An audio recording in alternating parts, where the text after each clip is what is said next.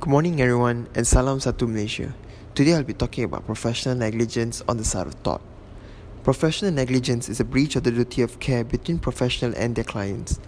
The duty of care is common law arrangement where the client expects a level of professionalism and standard commonly held by those in the profession. The usual rules rely on establishing that the duty of care is owed by the defendant to the claimant and that the defendant is in breach of that duty. The standard test of breach is whether the defendant has matched the abilities of a reasonable person. By virtue of the services they offer and supply, professional people hold themselves out as having more than average abilities. This specialized set of rules determine the standards against which to measure the legal quality of the services actually delivered by those who claim to be among the best in the fields of expertise. Even though the general objectives of standard of care cannot come down, it can be raised where the individual defendant has expressly or impliedly represented skills and abilities in excess of the ordinary person. It is an unfortunate fact of life that some professions prove too negligent because even those with the most experience can make a mistake. The consequences to their clients can be disastrous. Thus, professional providing services in a wide range of situations from surveyors and estates agents to doctors, solicitors, accountants, financial service providers, information technology professionals, patent agents, etc., will be judged by the standards of those claiming to have the same set of skills and abilities. The criteria for duty of care in giving advice was stated in more restrictive terms in the case of Caparo Industries and Dickman. It is said that what can be deduced from the Hadley-Burn case, therefore, is that the necessary relationship between the maker of a statement or giver of advice and the recipient who acts in reliance may typically be held to exist where, first, the advice is required for a purpose, whether particularly specified or generally described, which is made known either particularly inferentially to the advisor at the time when the advice is given. Second, the advisor knows either actually or inferentially that his advice will communicated to the advisee either specifically or as a member of an ascertainable class in order that it should be used by the advisee for that purpose. Third, it is known either actually or inferentially that the advice so communicated is likely to be acted on by the advisee that purpose without independent inquiry, and lastly, it is so acted by the advisee to his detriment. As to solicitors, the case of Ross and Qantas holds that lawyers can owe a duty of care both to their clients and to the third parties who suffer loss or damages. In that case, a solicitor failed to prevent the beneficiary from attesting the will. They were admitted negligence but denied that they were liable to the claimant, contending first that the solicitor was liable only to his client and then only in contract and not in tort, and could not therefore be liable in tort to a third party. Second, that for a reason of policy, a solicitor ought not to be liable in negligence to anyone except his client. And lastly, that in any event, the plaintiff have no cause of action in negligence because the damage was suffered was purely financial. For this part of the lecture, I will be sharing some examples with all of you with regards to our topic of discussion, professional negligence on the part of a legal practitioner. Before I get into the examples, it is important to keep in mind that we may encounter unfortunate incidents in which professionals act negligently in their services they provide.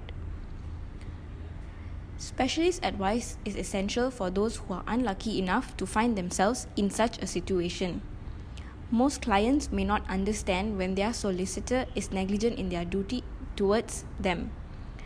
Therefore, there are some examples of professional negligence of a legal practitioner, and the first one would be missed deadlines when serving or filing documents to the court, client or opponent, which is detrimental to a client's case. Slide 2. Another instance where professional negligence can be seen would be when an advocate or solicitor is absent in court on the trial date and fails to inform the client on the date of the trial. Slide 3. The next situation in which professional negligence can be seen would be when a solicitor or advocate is found to be negligent when he or she files an action in the wrong court. For example, in the Malaysian context where the action was filed in the Sessions Court, whereas it should have been before the High Court. Slide 4. Moving on, another case of professional negligence by a solicitor or advocate would be while preparing the pleading counsel knew that his client had done some act which would preclude that client from recovering, but counsel all the same neglected to address this point to the knowledge of the client or to point this out to the client. Slide number 5. The fifth example is when the counsel relied and proceeded under a wrong statute or section of a statute or failed to even refer to the correct statute. Slide 6. The final situation in which a legal practitioner can be sued for professional negligence would be when he or she is of the knowledge that success is improbable, yet the counsel proceeds to advise his or her client to enter into litigation. Slide 1. We now move forward to recent reported cases in Malaysia on professional negligence. The first case in hand is the case of Sri Alam's Diran Berhad against the Tuan Razwan Ibrahim in the year 2010. This case started off when the plaintiff, a housing developer, was sued for non-payment of legal fees by his former solicitors. It was argued that the summary judgment and affidavit in reply was filed out of time because solicitors were unaware of the new ruling. They informed the client and explained the consequences and elected to proceed without the affidavit purely on the point of law. However, it was held that because the defendant had provided the plaintiff with a written opinion and also explained all the alternative causes to action, they are presumed to be not at fault as the duty of care on their part was given as solicitors. So they could not be faulted in any way. The court ruled that the plaintiff had failed to prove any breach of duty either in contract or law. A more recent case in point would be the case of Kuala Excel's Niran Berhad against Chua Ling Hong in 2018.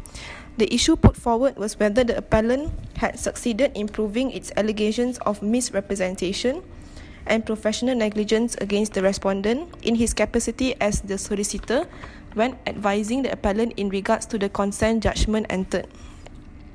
It has been decided in several cases that a solicitor has a duty to warn his client of the risk that he is facing, otherwise the solicitor would be liable for negligence. In this case, the respondent did not advise the appellant on the legal implications of the consent judgment entered. He did not carry out the required searches and inquiry, as well as no explanation nor advice to the appellant on the legal implications of filing a POD. Therefore, the Court of Appeal held that the respondent had breached his duty of care to the appellant, and such breach has caused the appellant loss and damage which gives rise to a breach of duty of care. The two cases put forth shows the importance to maintain the required standard of care when discharging duties as a solicitor towards the client. Slide 2. Moving on, a few cases are put in place to show facts that do not constitute as negligence. In Hart against Joan, an advocate is not liable for errors of judgment committed without negligence, whether the error pertains to law or discretion. Next, in Dunlop against Woolhara Municipal Council, where the error of judgment involves points of new occurrence or doubtful construction does not constitute negligence. Lewis against Callard shows that where the solicitor has merely acted upon client's instructions in the reasonable belief that they were correct, it will not be sufficient to show breach in duty of care. And in the case of Clark Boyce against Muat, where a solicitor has clearly explained the position to his client but is nevertheless instructed to proceed by the client, will not make him negligent. In the issue of professional negligence, I'm here to discuss regarding the position of UK and Malaysia. Firstly, in the position of UK, it is divided into two parts since the beginning based on the case of Rondo and Worsley. It is stated that a barrister shall enjoy immunity from being sued on negligence, as every counsel has a duty to raise an issue for the client, and the counsel has an overriding duty to the court, profession and public, even if it may conflict with the client's interest. However, after 20 years, the House of Lords provided a new decisions. In this case of Arthur J.S. Hall and Simmons, Simmons claimed that his solicitor provided advice for his divorce negligently, which caused a lengthy and expensive litigation. Also, in Barrett and Ansell, He claims that his solicitor advised him negligently to settle his divorce term on disadvantageous term regarding the wife claiming for a share in the matrimonial home. Lastly, in Harris and Scofield, Roberts and Hill, Harris claimed that her solicitor negligently advised her to settle her claim with her husband by putting her in a disadvantageous position. In all these cases, the solicitors claimed that they enjoy the immunity of being sued for negligence. However, the court held that immunity from suit for negligence is removed as standard of care have to be applied against an advocate, alike as any other skilled professional that is required to make decisions. Plaintiffs have to provide evidence that negligence existed, and the advocate must not mislead the court and ensure that all facts are presented. In Malaysia, a client can bring an action against an advocate and solicitor under contract or tort. In Section 114 Legal Professional Act 1976, advocate and solicitor may enter into an agreement for remuneration from client, and it shall be in writing and signed by the person bound by it. And Section 117 Sub 4 of Legal Professional Act 1976 stated that any agreement with a client which states that the advocate and solicitor shall not be liable for negligence, it shall be wholly void. There are three elements to be fulfilled which can be seen in the case of Arab Malaysian Finance Berhad and Stephen Fowler, which states that in order to prove that tort of negligence, plaintiff must prove that defendant owed the duty of care towards the plaintiff, defendant breached their duty, and plaintiff suffered damages. In Nyo Suo and Retina Sami, the solicitor failed to conduct a land search and he is liable to compensate in tort for breach of duty of care, while in Syarikat Siao Tech Hall Realty and Development Sdn Berhad and Malik and Joseph, defendant represent plaintiff for a civil suit. However, later on the appeal was struck out. Defendant failed to appear in court, and the court held that there's indeed professional negligence and failure of appeal for hearing was being disrespectful towards the court. Lastly, in Lim Suwa and Wong Sin Chong, the advocate and solicitor absent in court and failed to inform the client on the trial is liable for professional negligence.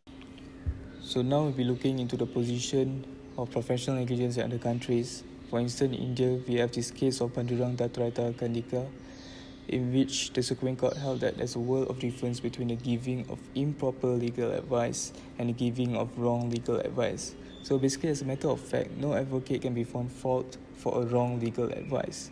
Besides that, the Supreme Court also pointed out that an advocate and solicitor is expected to follow the norms of professional ethics and try to protect the best interests of his client.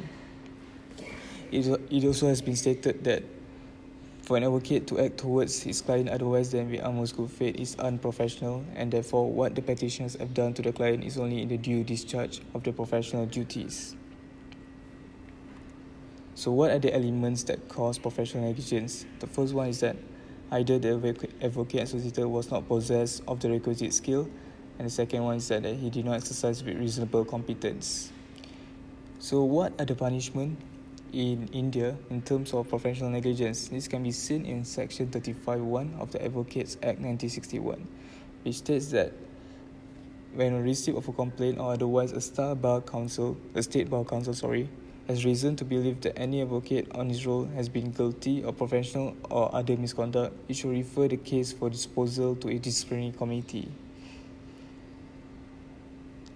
And now we'll be looking into the professional negligence in Australia's point of view. We have this case of L. Scott Turner and DCL. So basically this case was held in a administrative tribunal, and this case followed the principle in Haywood and Wallace. So what happened in this case is that the plaintiff's suitcase was lost by the Qantas airline while they were holidaying in Australia.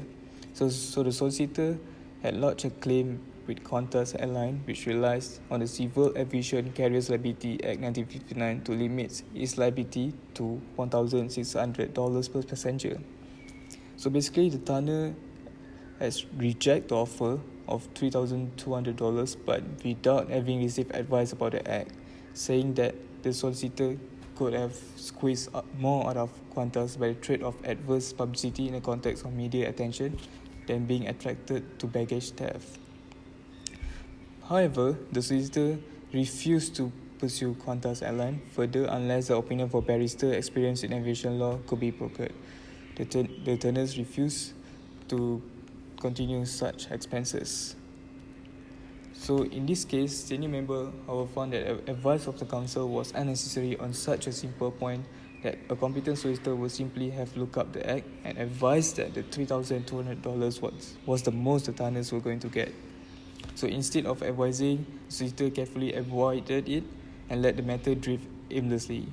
So in conclusion, senior member ordered the payment of the balance back to the tenants.